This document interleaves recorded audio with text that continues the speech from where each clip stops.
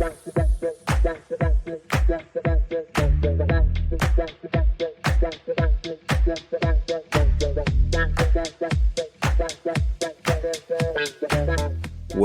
to the Better with Age podcast. I'm your host today, Galen Wetzel, and I have the great privilege to be able to talk with Dr. Tetsuhiro Yoshino today. He's a board-certified physician in internal medicine and campo medicine and works at Keio University in Japan. He happened to be here in Minneapolis as a part of the American College of Physicians Global Physician Scholar Program and was kind enough to spend some time and share some of his thoughts about differences between how Japanese culture and American culture views things such as aging, nutrition, and exercise.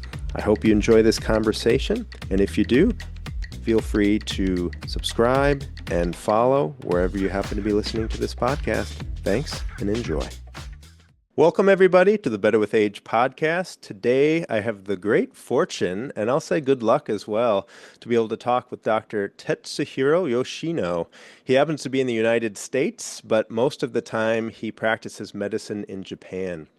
Today, we're going to talk all about differences as far as how Japanese culture approaches things like nutrition, exercise, and longevity, and contrast some of those to how we in the United States do the same. So, Dr. Yoshino, thanks so much for being here today. Thank you for having me. It's very great. It's great honor for me to be here.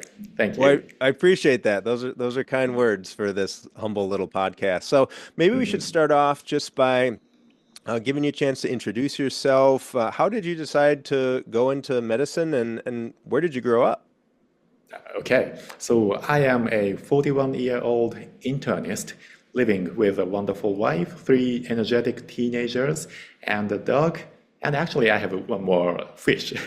And I specialize in Japanese traditional medicine, named as campo medicine in Japanese, and mainly in the use of traditional herbal medicine to support my patients.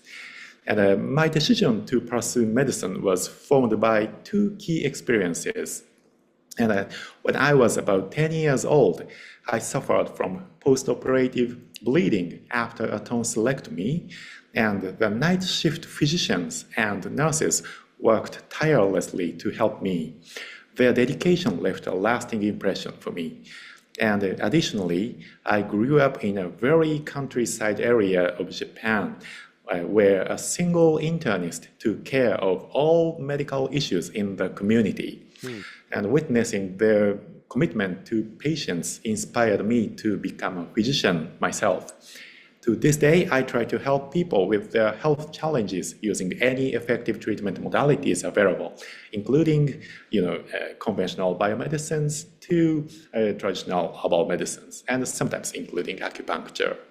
Sure, that's excellent. It's pretty amazing too to consider that one practitioner was really the sole provider to everyone in that community, regardless of whether it was an illness or an injury or anything like that. That seems like a lot of pressure. All right.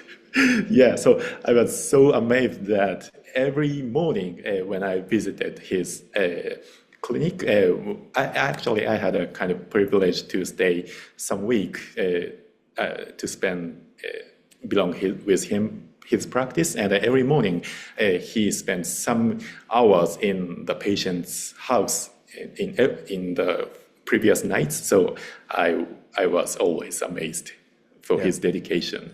Very different than our current American experience, that's for sure. So I looked up a couple of stats about the differences between Japanese life expectancy and obesity rates and things of that sort. So the first one that I found recently is that the life expectancy of Japan is at 85 and the United States is at 78.4. And unfortunately, I think it's actually going down a little bit in the last couple of years. So broadly, what do you think are the most significant factors in this life expectancy disparity? Yeah, this is a great start, wonderful start for us. And it is often said that lower fat intake with washoku or Japanese dishes, and universal health coverage contribute to Japan's higher life expectancies. And I cannot negotiate with that.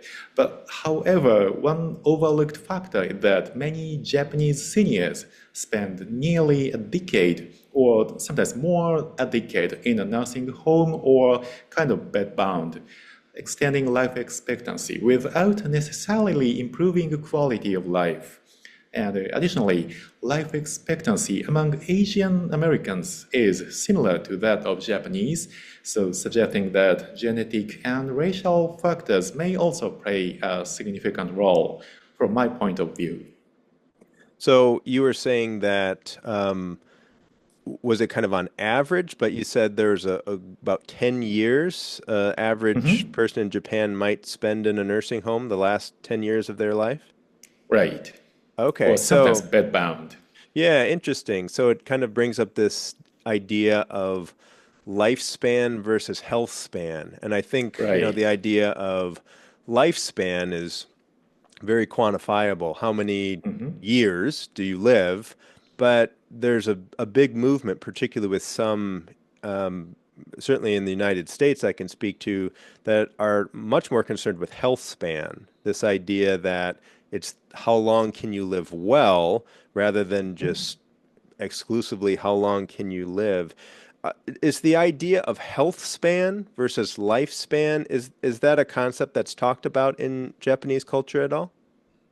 Yes, we do discuss about these differences, and we are trying to uh, have a longer health expectancy rather than life expectancy, the number itself. But still, recent statistics said that still we have a lot of like dementia patients, and they need to a longer care in a nursing home or something like that. So, yeah, we are still struggling with that. Hmm. I didn't look up the numbers, but do you by any chance know roughly percentages or numbers per 100,000 or something of people who get Alzheimer's dementia in Japan versus the United States? I didn't look that up at all.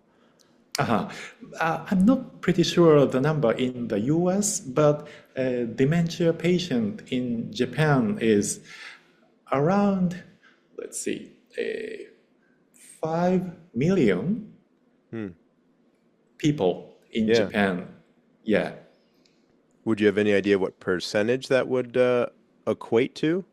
Is that Oh, 10%? Is that I 5%? don't think so. Like we have, well, 100 million people in Japan, or 100, yeah, 110 million. So 5 million So would about be 5%-ish. 5%. Yeah, Yeah. somewhere in there. Okay. Yeah, that's an interesting statistic. I certainly wasn't aware that really on average the last 10 years of life are spent in nursing homes. It's certainly new to me. I also looked at Mhm. obesity rates, and this is where things really are quite different. So in Japan, at least currently, based on the numbers that I was able to find for women, it's 4.3% that have obesity, and for men in Japan, it's 6%. In the United States, it's 41% between both genders. And I mean, that's not even counting overweight. I mean, this is obesity that we're talking about. So that number certainly Mhm. is much, much higher for just being overweight in the United States. So that's a huge difference.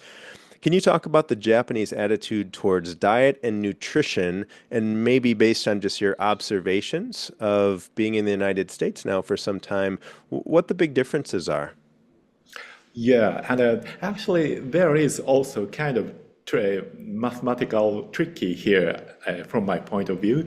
And while the US or any other part of the world defines obesity as a BMI more than 30, and actually, Japan considers BMI more than 25 as obese. So the number 4.3% for women and 6% for men is using BMI more than 30, Ah, I believe. And by Japanese standards, obesity rates are much higher, actually like 30 to 40% in men and 20 to 30% in women. Of course, it is still lower than that in the US, but this suggests differences in how obesity is conceptualized in relation to health risks.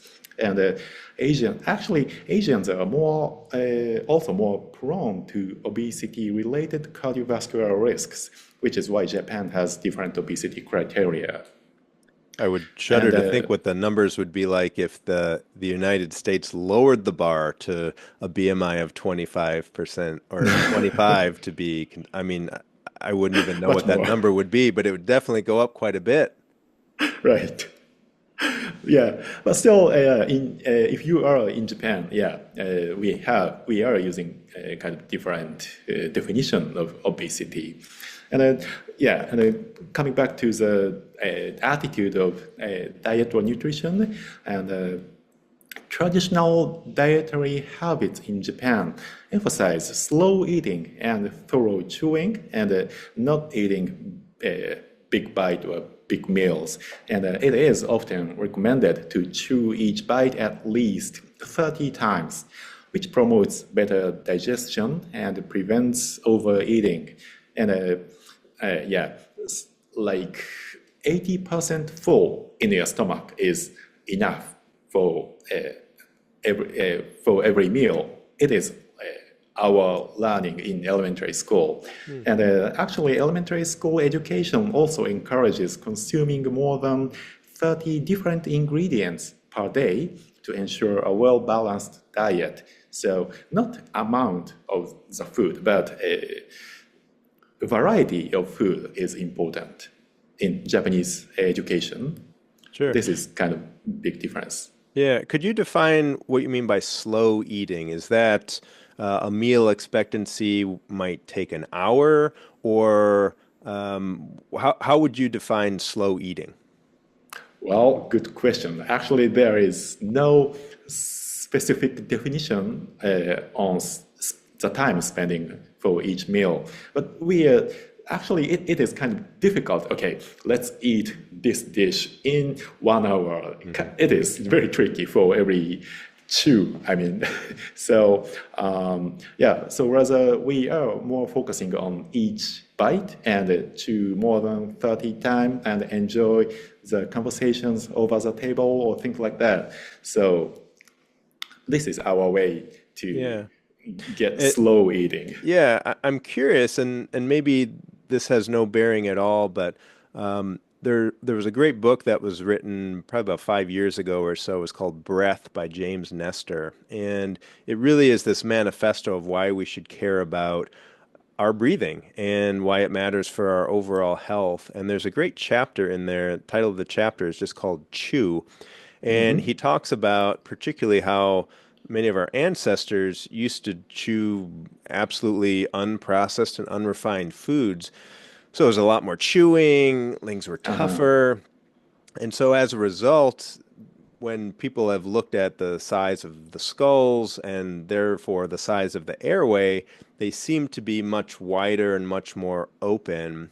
And so I'm curious, learning from such an early age, as Japanese people do, to chew 30 times, and if that becomes a habit, I'm curious how ubiquitous are dental braces in Japan, and do you have any idea about rates of sleep apnea in Japan?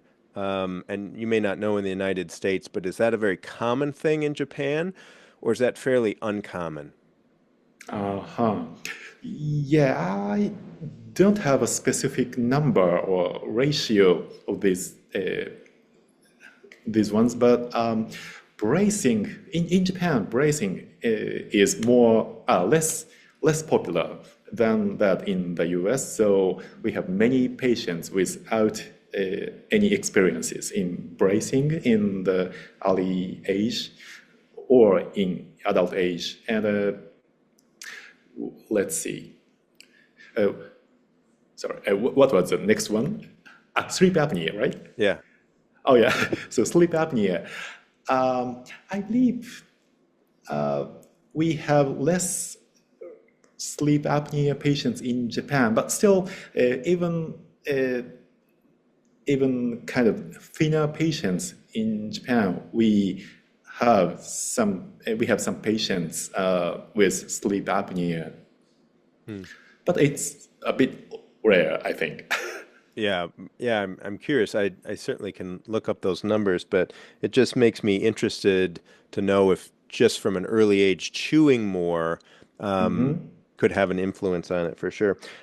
When you talk about slow eating, I'm reminded of a book that my wife, who's a nutritionist, and people who have listened to this podcast have heard her talk on it, and I think it's just called the slow eating diet or something like that. And this is probably a little bit of a game of telephone here, but I think she was telling me this anecdote. I think it was in this book. I apologize if it's not or if I'm telling the story wrong, but essentially it was a dietitian or as a nutritionist that was working with this guy, and the guy had high blood pressure or something like that, and he just I think his diet was mainly fast food. It was like pizza and Big Macs and just a lot of trash.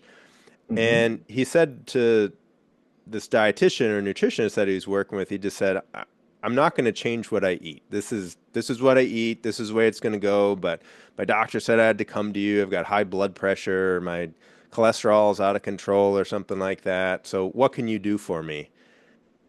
And the dietitian's thinking, what am I going to do for you? And he asked him a little bit more about how he was eating, not just what he was eating, but in the way that he was eating the food. And it turns out this guy was just a perpetual drive-through eater. So he was always eating on the go, go to the drive-through, get his Big Mac or whatever, and go off to his next meeting or call or whatever.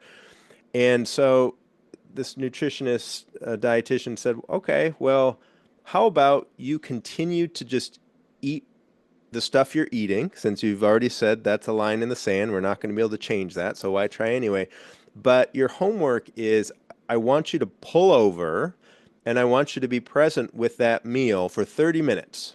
And whatever that means to you, if it's in the parking lot or the side of the road or whatever, and follow up with me in, I don't know, a month or 2 months or something like that. And so, as I remember the story being told to me, the patient came back and had made some rather significant changes with regards to some of those metrics. Maybe it was blood pressure, cholesterol. I don't remember all the details, but it was all just because he slowed down to eat. And certainly for me, I live in a household with a nutritionist present, so it's something that is in our family and it's top of mind. But a lot of people don't appreciate how you eat your food sometimes is as important as what you are eating. And it sounds like in the Japanese culture, those two things really are combined. It's not only the what, you mentioned the different ingredients, but it's also the how that you're eating. Right, absolutely right. So, yeah, so we sometimes have to remind patients for adults. I mean, they should know, they should have learned how they have to eat in elementary school, but still, yeah, we have to remind them. And sometimes it sounds like some some word from like your mothers or teachers, and sometimes that does not make good feeling for every patient, but still we have to keep trying to them to encourage uh, eating slow with chew well. Yeah, I think that's really wise uh, in information to be giving to kids at such an early age, just to really set that expectation. So I think that's brilliant.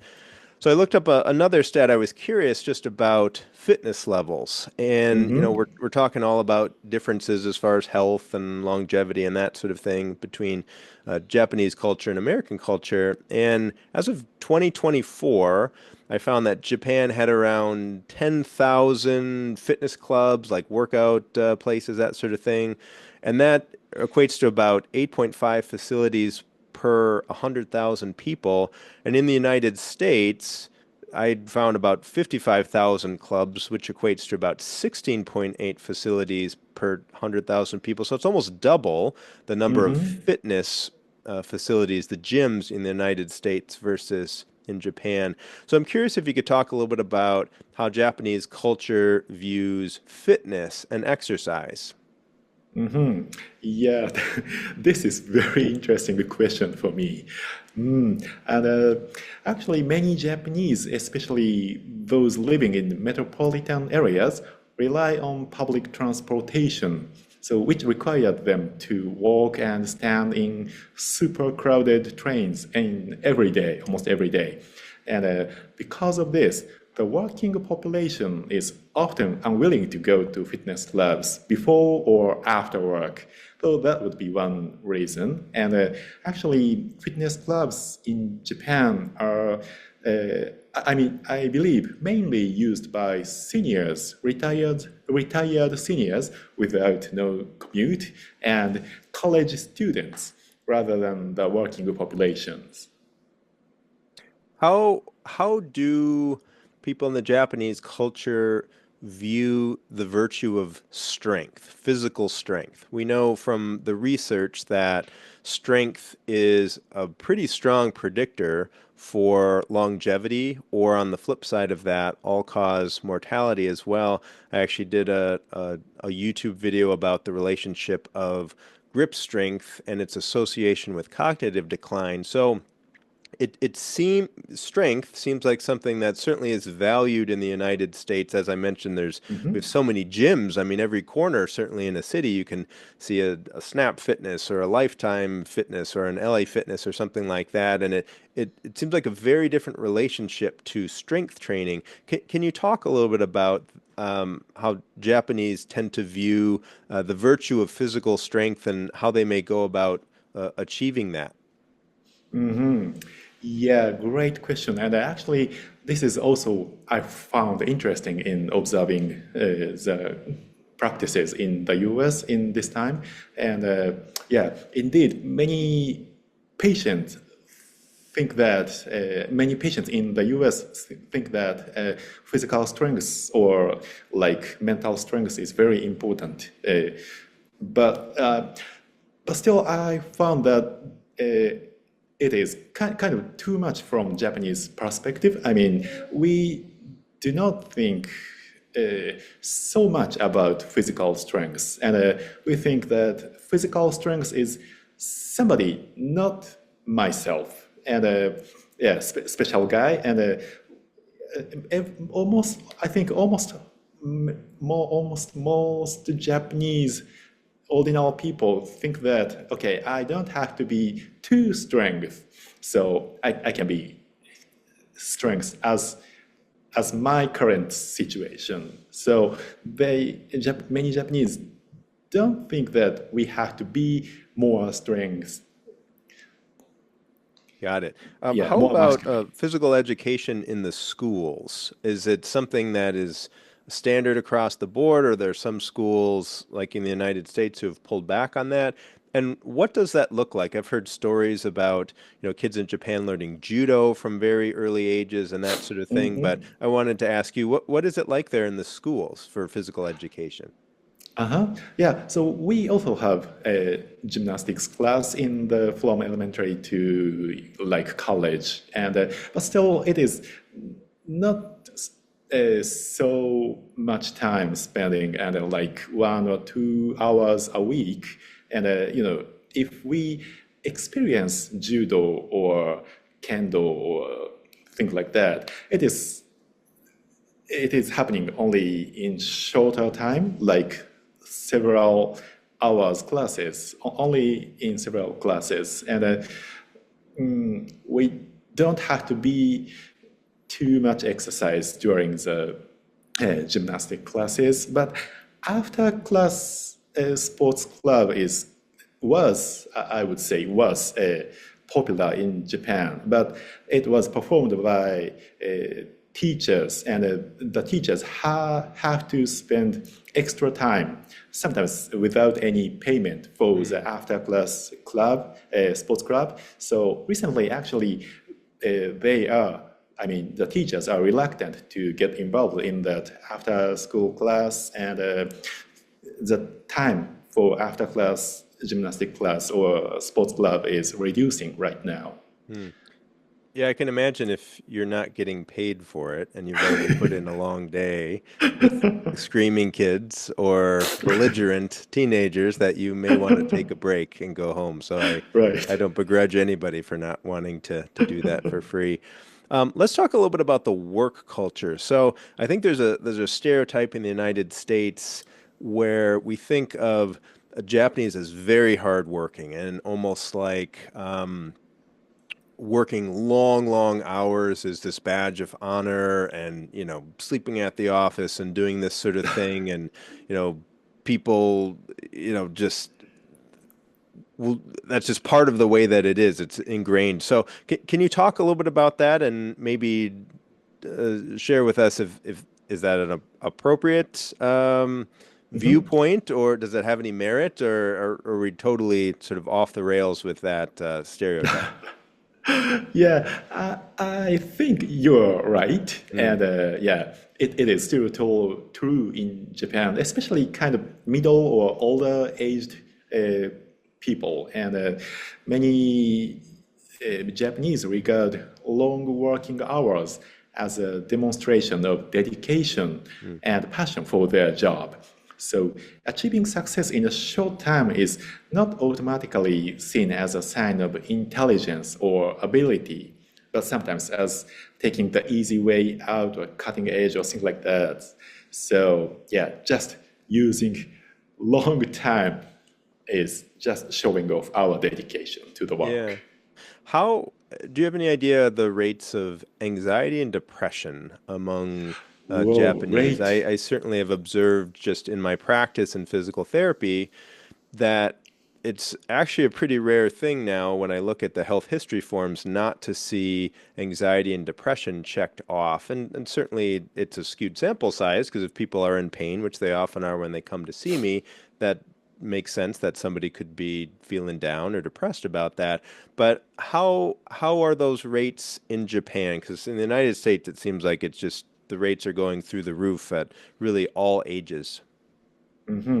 Yes, so it's interesting because actually it is kind of difficult for uh, get accurate ratio or numbers for Japanese people because I believe indeed there are many depressed or anxious people in Japan, but it is they are always or most of them are hesitate or reluctant to g- seek medical attention, and once they are found in the clinic of psychiatrist, they are they are suffered from being said something about, oh, that guy is in the mental clinic or things like that.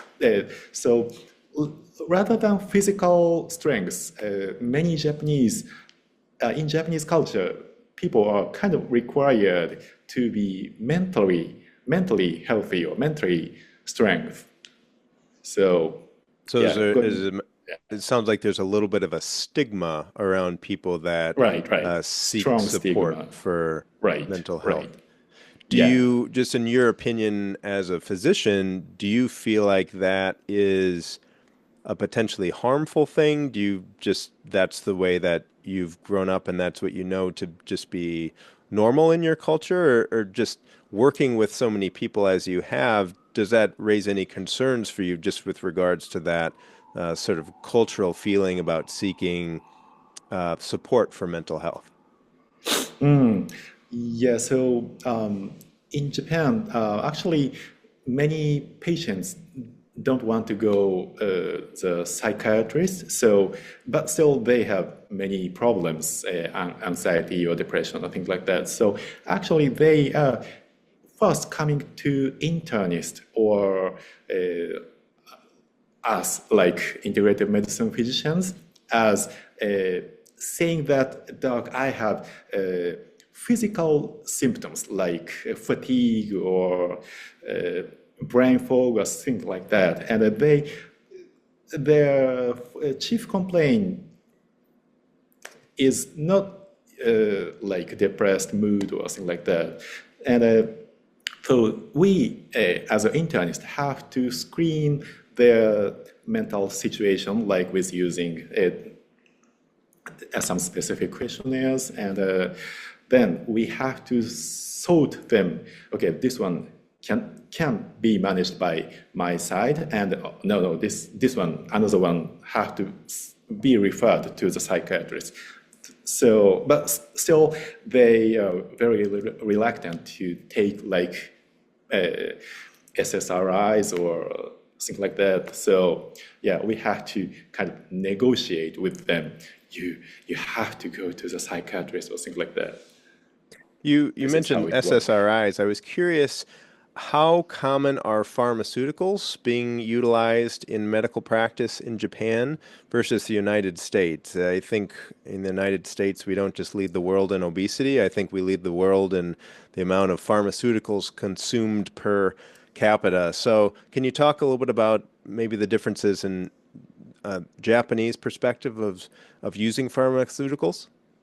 Oh, actually, Japanese people have lower threshold to start pills, and yeah, especially elderly generations love to take pills. From my point of view, yeah, so, I see. yeah, but still they have some kind of stigma for pills for brain or for mental. So even though they love to start to take some blood lowering pills or cholesterol lowering pills, they don't love to take SSRIs or some sort of medicines for Yeah. the brain. Now, you do a lot of work with herbs, correct? You Hmm. prescribe certain herbs for people for Yep, yep. conditions. Is that more, I'm just trying to think of differences. So in our United States medical culture, it would be like medicine or pharmaceuticals first. And, it's up to the patient to maybe go into this fringy territory of traditional Chinese medicine or Kempo medicine or something like that to discover that. And they're Right. basically on their own.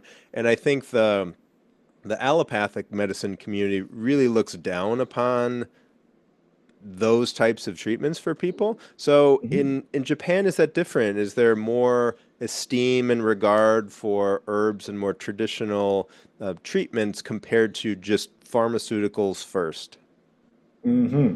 Well, yes and no. So, actually, many Japanese physicians still thinking that allopathic medicine is the best way, and herbal medicine. No, I cannot believe that one. There are many physicians like that, but still, actually, in Japan, herbal preparations, herbal products are treated as a medicines in Japanese legal situation. So actually, like more than 80 or around 90% of physicians are daily prescribing herbal preparations in their daily practices, like OBGYN physicians or internal medicine physicians love to prescribe herbal medicines. But still, like only 2 to 5 kinds of products they are prescribing, even though we have more than hundreds of kind of products So it for sounds like herbal it's preparations. common, but there's just a sort of a narrow range that are Right, often right. commonly Yeah, given out. Got yeah. it. Got it. Switching gears, I was curious. A couple years ago, I read a book by Michael Easter called Comfort Crisis, and it's probably one of the most recommended books that I have for people. And as you can probably surmise by the title, it's about how our pursuit of comfort, particularly in our American culture, really has created a society that's less healthy and less happy than it's ever been before. And early in the book, he talks about this concept of what he calls a masogi. And so I'm curious to know sort of the origin of this. So my understanding is the translation is it's this really hard physical undertaking that both will challenge the mind, body, and spirit. And so in our culture, I certainly try and do that once a year, and there are a lot of people that do as well. And it just seems like a fantastic way to challenge oneself to test, both your mental and physical limits. So I'm curious if you can talk a little bit about the origins of misogi and maybe what that word actually means and what it translates to, how it was really developed, and maybe if it's still practiced today. hmm Yeah, the translation of misogi is very interesting one. And yeah, let's get started in origin of the misogi. And misogi dates back to Japanese folklore. Folklore and the god Izanagi, after failing to rescue his wife Izanami from the underworld. Unfortunately, she died after childbirth, and Izanagi purified himself through misogi. And at that time, immersing and washing his body in water. And today, many Shinto shrines maintain this purification ritual in a simplified form, such as washing hands before entering Shinto shrines. So this is kind of our, Shinto is our folk Japanese style religion, and this comes from our origin of the cultures. And more traditional practices include standing under waterfalls or immersing in very cold water in the winter. And this is often performed before shrine festivals. And actually, I have one experience immersing in cold water in February in my hometown. And it was awful experience for me. And yeah. So, and actually, additionally, misogi is depicted in modern culture, such as in the popular anime Demon Slayer, and where Tanjiro and his team undergo waterfall training as part of their rigorous preparation for the final battle. And this highlights how the spirit of misogi continues to be recognized and practiced in contemporary Japan. But basically, misogi is only performed outside of the medical context and only in some specific religious situations or in anime or something like that. So I'm curious now to learn a little bit more about your experience in the cold water. Are you willing to share a little bit more about your experience, which you said was awful? Yeah, of course. Yeah, just diving into the cold water in the winter is awful. And but still, the Izanagi also immersed himself in possibly cold water and putting their outfits out. So yeah, I have to be kind of naked, only with one white clothes underneath, and yeah, and just dive into the cold water.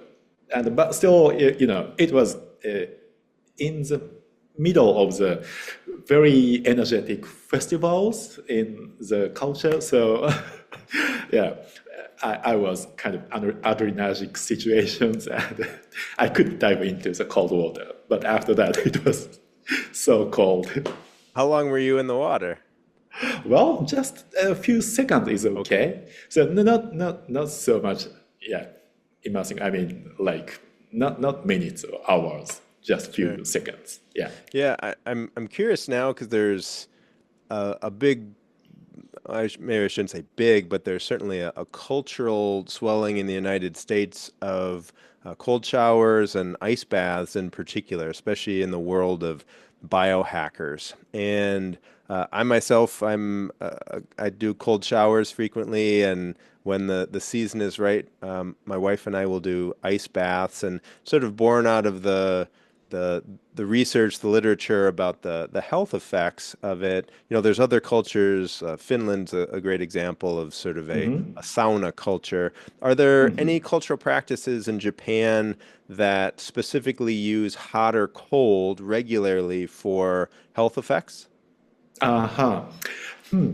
I'm not sure about the health effect of that, but it is still very common in hot tub or hot spring in Japan, and you can find cold, actually smaller cold water tub nearby a hot spring. So like every hot spring center has such small one, and it is very popular, and many people are immersed or take some shower after taking hot water. Got it. Got it. Well, let's go back to aging for just a second. So, just generally speaking, what's the biggest difference between how Japanese culture views aging and American culture views aging? Right, so I am not fully sure about American culture, but in East Asian cultures influenced by Taoism, elderly individuals are generally respected. Hmm. So in Japan, the word sensei is often used for physicians, teachers, and lawyers, and it literally means born early, showing that age is associated with wisdom and experience. And there is also a national holiday in September called Respect for the Aged Day, Keiro no Hi in Japanese, and like the National Grandparents' Day here in the US. But the Japanese version is dedicated to honoring and celebrating older adults and their longevity. So, yeah, while aging itself is generally welcome in Japan or I believe in East Asian countries, many people still try to maintain a youthful appearance for cosmetic reasons. Hmm. So this is our thinking, I think. You talking like Botox and Oh, facelift and that sort of thing? right. Yeah. Yeah. It's hard to watch some of the actors of that were back in the 80s who still happen to be acting now. I won't name any names, but there's a few faces out there that are a little hard to look at. Anyway, I digress. We won't go any further to that. I'm curious to know for you personally, you're in your 40s, and how has your notion of aging changed as you've gotten older, but then also accumulated more knowledge as a practitioner? Yeah, so as I said, aging is unavoidable and a kind of respectful phenomenon, but still I strive to keep learning and updating my knowledge as a professional.